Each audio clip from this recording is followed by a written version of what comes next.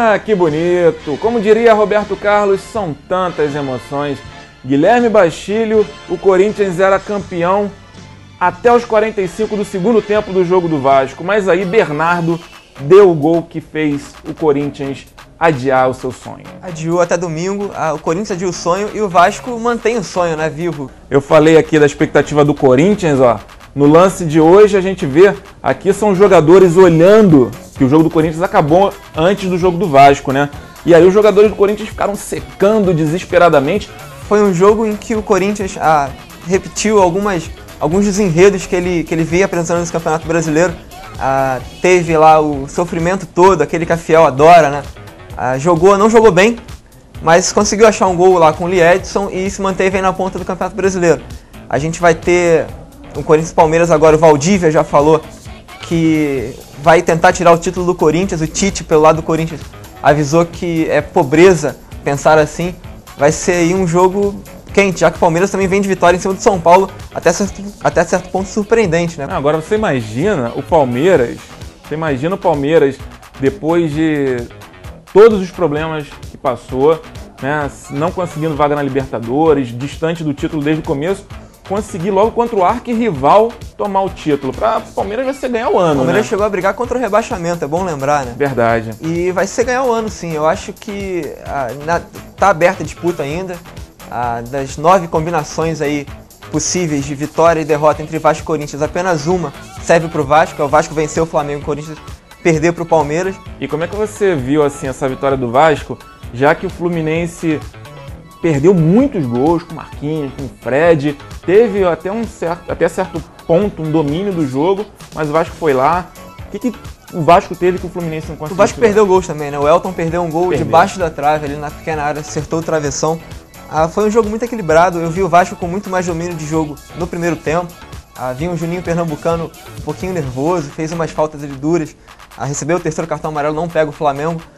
Eu vi um equilíbrio muito grande no clássico no Engenhão, Sandro, mas o Vasco, por fim, eu acho que pela luta e por todo o ano do Vasco, acabou sendo merecida essa vitória. Foi uma vitória bem heróica mesmo, como foi na Copa do Brasil, como tem sido o ano do Vasco, né? Verdade, e no meio da semana vai ter um jogo importantíssimo pela Sul-Americana contra a Laú, enquanto o Corinthians não vai ter esse desgaste, né? Você acha que o Corinthians pode ser beneficiado por conta disso?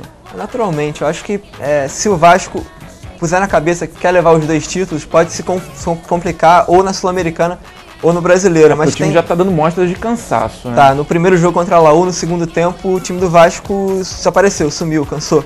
E isso é um problema nessa reta final de campeonatos, né? A gente vai ter aí esse jogo decisivo quarta-feira, uma viagem desgastante, apesar de ser Chile, não é tão distante, mas é desgastante. Se o Cristóvão não souber aí equilibrar bem os 2 elencos para disputar os 2 campeonatos, pode ter problema até nos 2. Guilherme, chegou a hora do Mico Pereba iluminado. Vamos dar uma olhada. E o mico da penúltima rodada do Campeonato Brasileiro foi o Botafogo, que mais uma vez decepcionou a torcida e perdeu de 4-0 para o lugar em 7 Lagoas. E a vaga para a Libertadores ficou ainda mais difícil.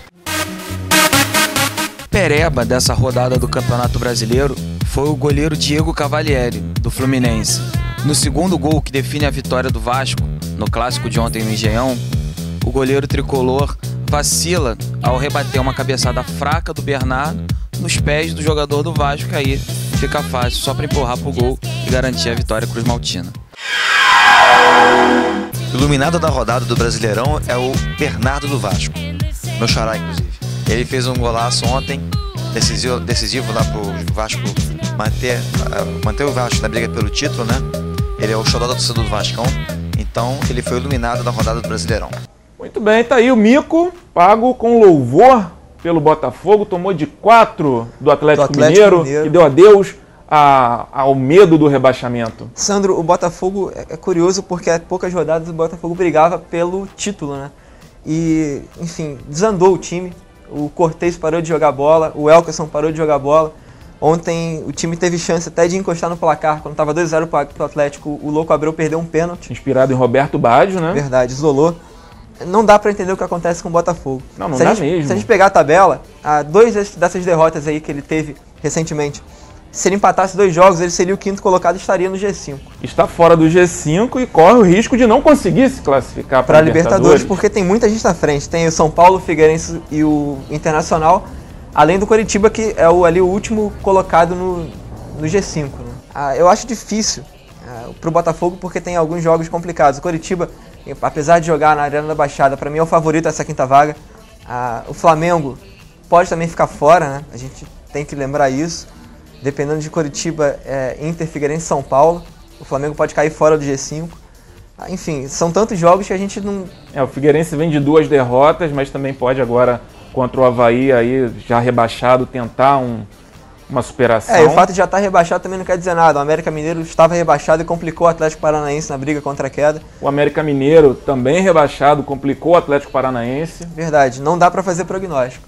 Mas no chutômetro, o meu palpite é que as vagas ficam com o Flamengo e Coritiba. Guilherme, obrigado, viu? Show de bola ter você aqui. Valeu, Sandro. Até a próxima. Um abraço.